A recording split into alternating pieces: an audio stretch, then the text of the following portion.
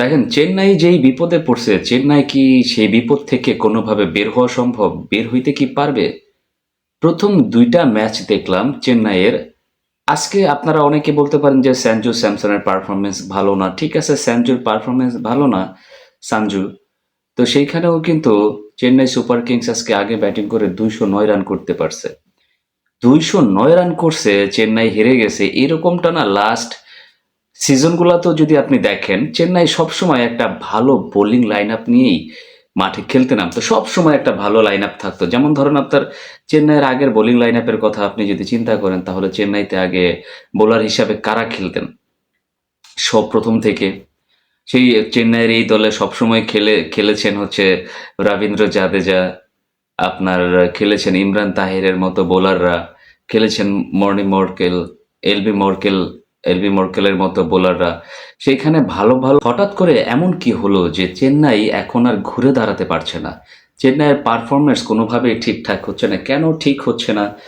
দেখেন, প্রশ্ন কিন্তু একটা জায়গাতে থেকেই যায়। আমি কোনোভাবেই মনে করি না যে রবীন্দ্র জাদেজাকে একটা অলট-পালট যে করানো হইল সঞ্জু স্যামসনের সাথে, রাজস্থান থেকে সঞ্জুকে নিয়ে আসা হইল এবং রবীন্দ্র জাদেজাকে রাজস্থানে দিয়ে দেওয়া হইল। দেখেন, সঞ্জু স্যামসন অবশ্যই আনডাউটেডলি অনেক প্রতিভাবান একজন খেলোয়াড়, বাট টি-টোয়েন্টি ম্যাচ জেতার ক্ষেত্রে আপনার একজন অলরাউন্ডার খুব বেশি দরকার ভাই, খুব বেশি দরকার।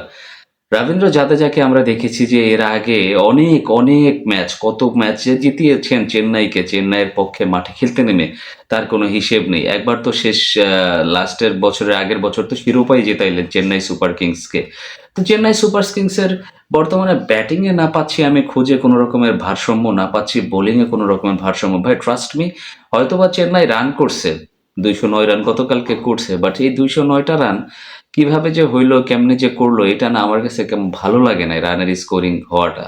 ওরকম একটা উইকেটে হয়তো আরো বেশি রান হওয়ার দরকার ছিল, বাট সেই মাপের কোনো ব্যাটারও আমার চোখে প্রথম গ্লেন্সে নজরে পড়ে না, আর ওই মাপের কোনো বোলার নজরে পড়ে না। আপনারা আমাকে বলবেন, আমি কি সঞ্জু স্যামসনকে চোখে দেখি না? আমি কি শিবম দুবেকে চোখে দেখি না? আমি কি ঋতুরাজ গায়কোয়াড়কে চোখে দেখি না? ভাই চোখে অবশ্যই দেখি, বাট যেই ধরনের ফর্ম তারা কন্টিনিউ করছে, ঋতুরাজ গায়কোয়াড় স্পেশালি টি-টোয়েন্টি সুলভ ব্যাটিং গায়কোয়াড় করতেই পারছেন না। গায়কোয়াড় এরকম একটা ব্যাটিং করছেন যেন তার দলে টিকে থাকাটাই কষ্ট। ওই ১০০ স্ট্রাইক রেটে, ১০৩, ১০৪ স্ট্রাইক রেটে অন্ততপক্ষে ভাই আইপিএলে ব্যাটিং চলে না। আইপিএলে ব্যাটিং চলে না। অন্যদিকে সানজুর কথা কি বলবো? সানজু তো ব্যাটে বলে ঠিকমতো কানেকশনই করতে পারছেন না। ২টা-৩টা ম্যাচ প্রায় খেলে ফেললেন। একটাতেও তো ডাবল স্কোয়াড রান, ডাবল মানে ডাবল সংখ্যার রান তো তিনি করতে পারলেন না। তো আসলে ওপেনিং এর থেকে যে ঝামেলাটা শুরু হয়েছে চেন্নাইয়ের, এই ওপেনিং এর এই ঝামেলাটা শেষ না হইলে চেন্নাই বড় স্কোর করাটা তো প্রায় মুশকিলই হয়ে দাঁড়ায়। অন্যদিকে যদি আপনি চেন্নাইয়ের বোলিং লাইন আপ দেখেন, মোহাম্মদ খলিল আছেন, এক্সপিরিয়েন্স ক্যাম্পেইনার, বাট বর্তমানে যে ব্যাটিং লাইন আপটা তৈরি হয়েছে, ব্যাটাররা যেভাবে নিজেদেরকে তৈরি করছে, সেই ব্যাটিংদের এগেনস্টে মোহাম্মদ খলিল কিন্তু একটু আসলে মুখ থুবড়ে পড়ার মতোই অবস্থা। স্বীকার করতেই হয় যে মোহাম্মদ খলিল, তার সাথে আছেন আপনার নূর আহমেদ, রাহুল চাহার। ভাই এরা এক্সপিরিয়েন্সড, ঠিক আছে, আমি মেনে নিচ্ছি, বাট নূর আহমেদ বলেন যাই বলেন, তাদের পারফরমেন্স কি খুব একটা ভালো, খুব বেশি কি আসলে এনে দিচ্ছে? আমি একটা জিনিস জানি না। অনেক ভালো ভালো ক্রিকেটার আছে ভাই, অনেক ভালো ভালো ক্রিকেটারই আছে যারা আইপিএল এ সুযোগ পান না, বাট ডেফিনেটলি চেন্নাইয়ের যে ব্যাটিং বা বোলিং লাইন আপ এবার আমার কাছে মনে হয়েছে এরকম এর চাইতে অনেক ভালো ভালো প্লেয়াররাও আইপিএল এর সুযোগ পান নাই। তো যা আমি তো আগে ভাবতাম যে চেন্নাইটাকে ঢেলে সাজানো হয় সবসময়, অন্যরকম একটা প্লেয়ার সেট আপ করা হয়, শেষ পর্যন্ত তারা প্লে অফে পৌঁছেই যায়।